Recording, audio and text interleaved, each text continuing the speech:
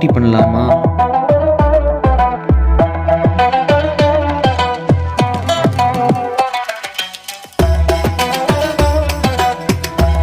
பார்த்துக்கிட்டு இருக்கிறது உங்கள் சவுண்ட் பார்ட்டி. நான் தான் உங்களோட வருண் சிஜு.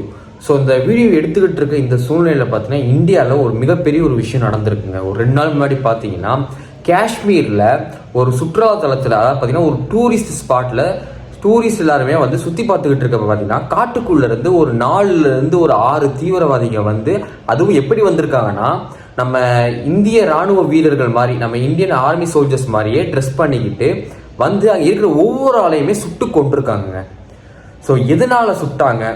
ஆக்சுவலாக அந்த வீடியோ எடுக்கிறதுக்கு முன்னாடி பார்த்தீங்கன்னா அவ்வளோ விஷயங்கள் இதை பற்றி சோசியல் மீடியாஸும் சரி, நியூஸ் சேனல்ஸும் சரி, எல்லாருமே பார்த்தீங்கன்னா அவ்வளோ விஷயங்கள் வந்து பேசிக்கிட்டு இருக்காங்க. தென் அதுக்கப்புறம் பார்த்தீங்கன்னா நம்ம இந்தியன் கவர்மெண்ட்ஸும் ஃபர்தராக நிறைய ஆக்ஷன்ஸ் எடுத்துக்கிட்டு இருக்காங்க. ஸோ அதை பற்றி நிறைய விஷயங்கள் சொல்கிறதுக்கு இருக்குது.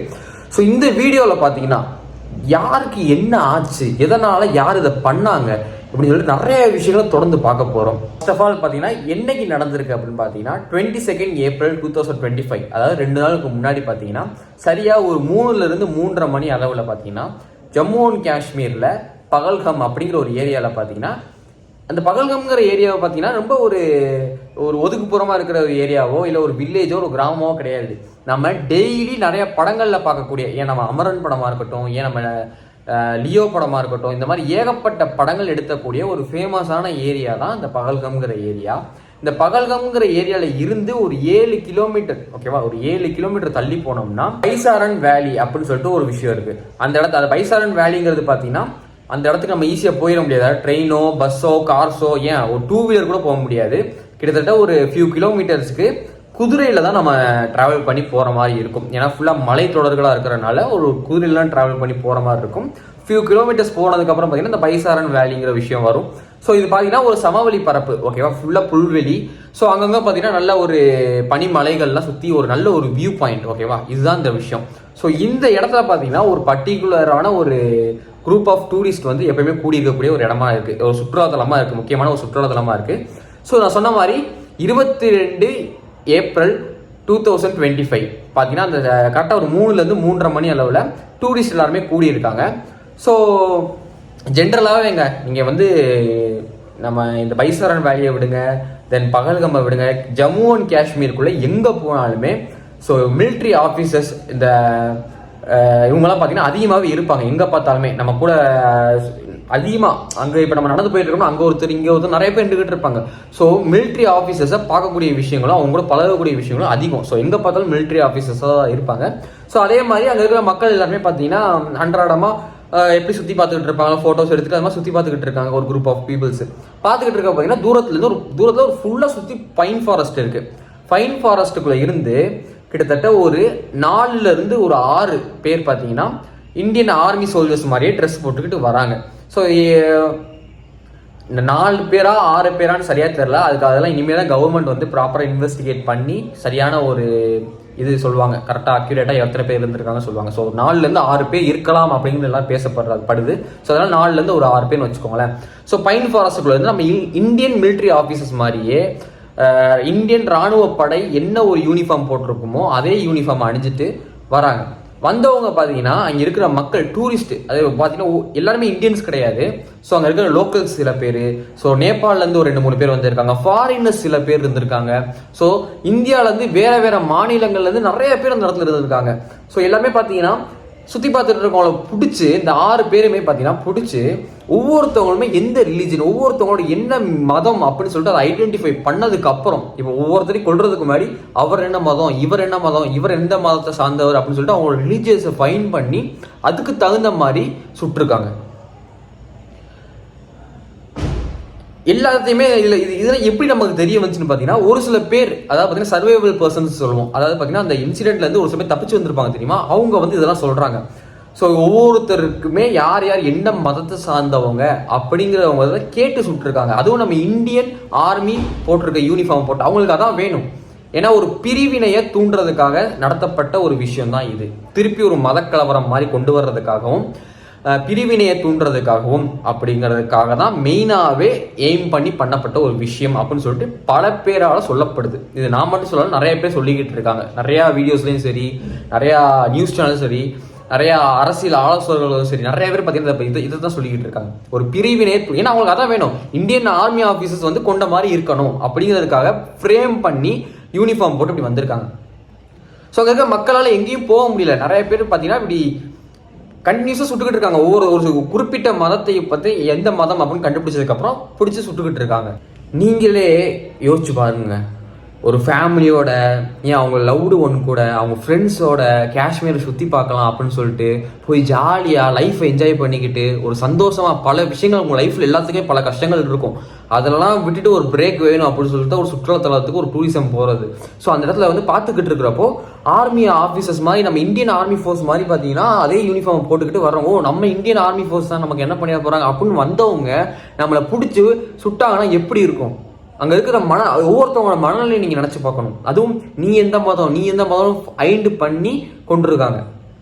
அதுவும் வந்து சுட்டதுக்கு அப்புறம் சொல்றாங்க, இங்க நடந்ததை போய் உங்க மோடிஜிகிட்ட சொல்லுங்க அப்படின்னு சொல்லிட்டு அதையும் ஒரு தைரியமா பார்த்தீங்கன்னா சொல்லியிருக்காங்க அந்த தீவிரவாதிகள் எல்லாருமே.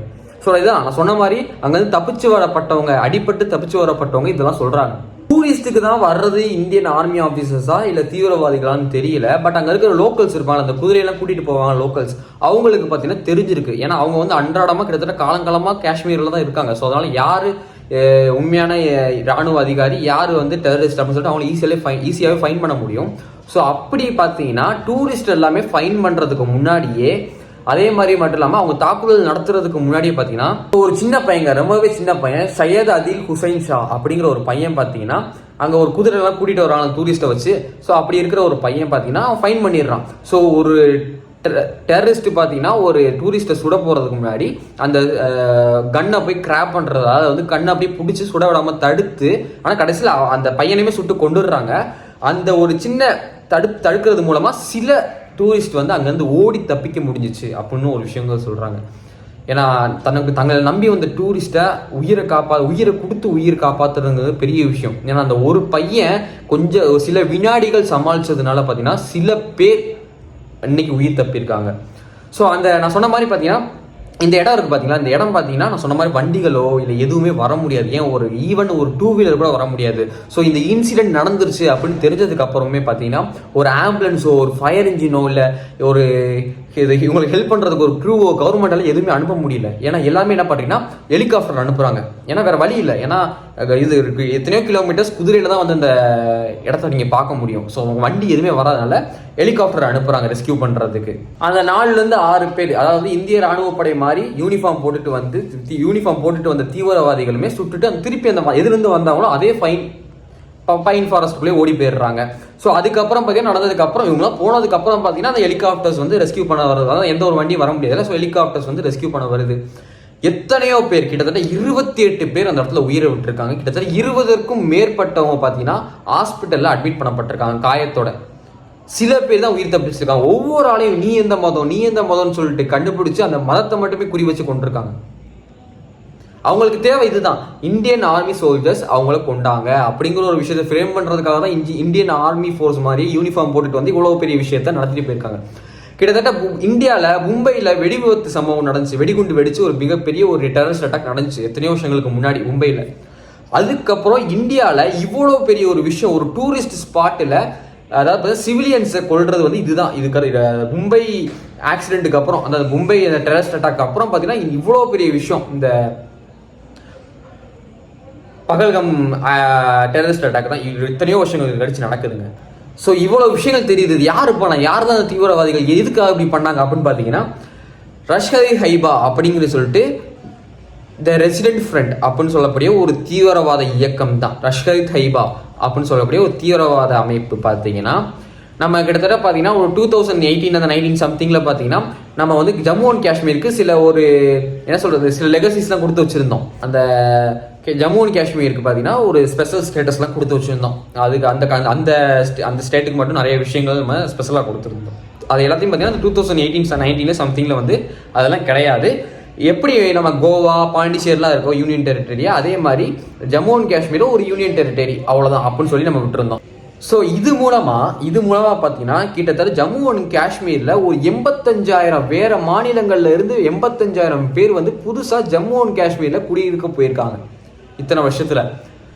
ஸோ இது மூலமா எங்க லோக்கல் டெமோக்ராட்டிக்கே வேற மாதிரி மாறுது, இதை நாங்கள் அலோவ் பண்ண மாட்டோம், இதை நாங்கள் ஏற்றுக்க மாட்டோம் அப்படின்னு சொல்லிட்டு தான் இவ்வளோ பெரிய தாக்குதலை நடத்தினதாக சொல்லப்படுது. அதாவது எங்க ஸ்டேட்டுக்குள்ள இந்தியாவை சேர்ந்த வேற மாநிலங்கள்ல இருந்து வந்து அவங்க குடியுரிமை பெற்று இங்கே தங்குறாங்க, அதை என்னால் ஏற்றுக்க முடியல அப்படிங்கிற ஒரு விஷயத்துக்காக 28 டூரிஸ்ட்டை கொண்டிருக்காங்க. நம்ம இந்தியாவில் இருக்கிற ஒவ்வொரு குடிமகனும் பார்த்தீங்கன்னா ஒவ்வொரு குடிமகனும் அவனுக்கு எந்த ஊருக்கு விருப்பப்படுறதோ அந்த ஊருக்கு போய் தங்கலாம், என்னன்னாலும் பண்ணலாம், எந்த ஊருக்கு யாருனாலும் விசிட் பண்ணலாங்கிறது தான் பார்த்தீங்கன்னா ஒரு இந்தியன் கான்ஸ்டியூஷனால கொடுக்கப்பட்ட ஒரு சுதந்திரம்.